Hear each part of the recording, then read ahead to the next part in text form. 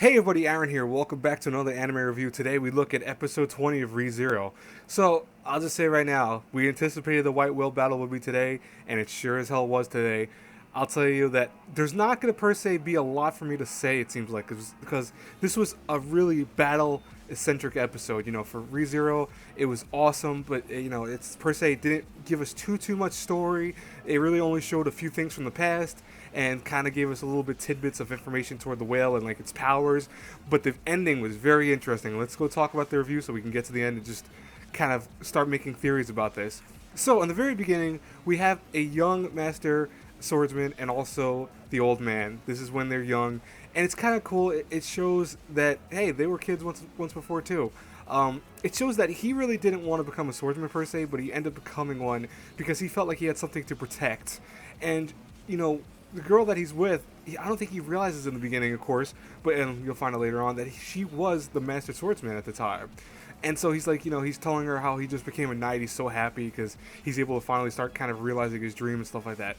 Now, meanwhile, we switch back to the present, and the old man is kicking this whale's ass. Like, he is shooting it with billions of sword attacks. He's running across the whole length of it, cutting it in the side.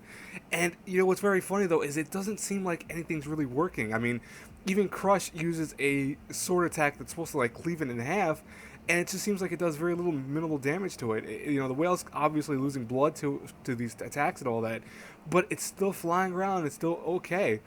Now it uses one of its newer attacks, which we didn't see earlier, but it seems like it has a piercing. One of the few attacks it has is like a piercing noise that it can make, and this causes a lot of the characters in this part at least to just have to like get like, well, what the hell's going on, get disorientated.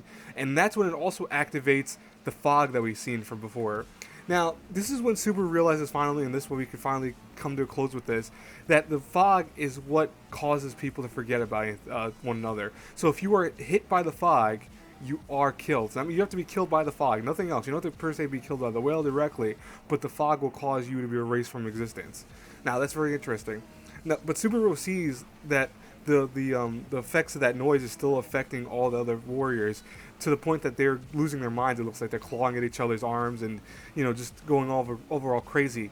And he realizes he has to buy them time to kind of regroup. So what he does is he goes with Rem and activates him saying, "Oh, I can return by death." As soon as he says that, we actually see something pretty interesting. We see a silhouette of a woman. I don't know if you can see it very good in this. You can see it better on the HD quality of the video, of course, but you see the silhouette of her face, and she just smiles very casually. And Subaru comes back, and no one's hurt by him saying it this time. It's more so now he has the smell of the witch on him, and as Rem says, he reeks of it, which kind of hurts his feelings. But it works perfectly in the sense that he's able to get the whale's attention long enough for the old man to kind of also regroup and start attacking it. And what's funny about the old man is he starts attacking it nonstop. We start seeing him jump on top of him. Again, he ripped out his eye before already, so he's already doing super amounts of damage to him. He takes off his tail at one part. But as he's doing this, he reminisces more about the past. And he reminisces of him and, his wife before they were married, of course. And this is when we, if we see them together for, really like a best image of them. That's why I have this later on. The first image, you only see them kind of one after another. This shows them both together. What's funny though is that we see during what looks like an invasion of some sort, the old man is attacked and rendered like not per se unconscious, but rendered unable to fight. And all of a sudden comes this, his wife comes in at the time, and freaking slashes like Reinhardt. You can clearly see where he gets that attack from. I mean, this goes to show you she's able to slash these people like nothing, and it really angers the old man. It really makes him go, hey, how could you hide this from me that you were like this and all this? He gets really pissed off, and she walks away from him, and he swears though that he's gonna become the master swordsman, that he's gonna take the title from him, not because he wants to, but because he needs to, as he says it. Now, unfortunately though, the whale at the same time has taken a different tactic and has come from underground, which apparently it can do, and it swallows the old man. And at the same time also, Subaru was saved because he wasn't paying attention. He was just in awe of this happening by the weird dragon creature, not dragon creature. What is that thing? I can't even think of it. He looks like a wolf / human at the same time. And I forgot his name. I apologize. But he saves his life, but at the same time looks like he's killed by the whale. And What happens next, though, is really what's, I think, the crux of everyone's going to be, their recent theories are going to start popping out, is that we see Subaru looking in the sky and just being bewildered by not one, not two, but several white whales. Does that mean that there's not just one white whale, but literally several? Oh man, if it takes this much to even hurt one, is it even possible to kill that many? I don't even think it's even remotely possible. Is this maybe a kind of? I'm thinking right now this could be an illusion. I'm thinking, but at the same time, I don't know. I really think it could also be multiple whales, and that's interesting.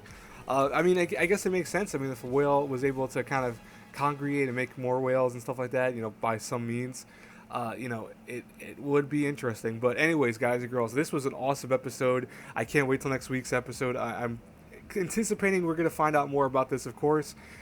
I just want to see what happens. I want to see if the old man's dead. I highly feel that the old man is not dead. He was swallowed whole by the whale, but he wasn't grinded into his teeth or anything like that. He was in the middle of his tongue, so the whale closed his mouth. He might still be alive, and that's my thoughts. He probably is still alive.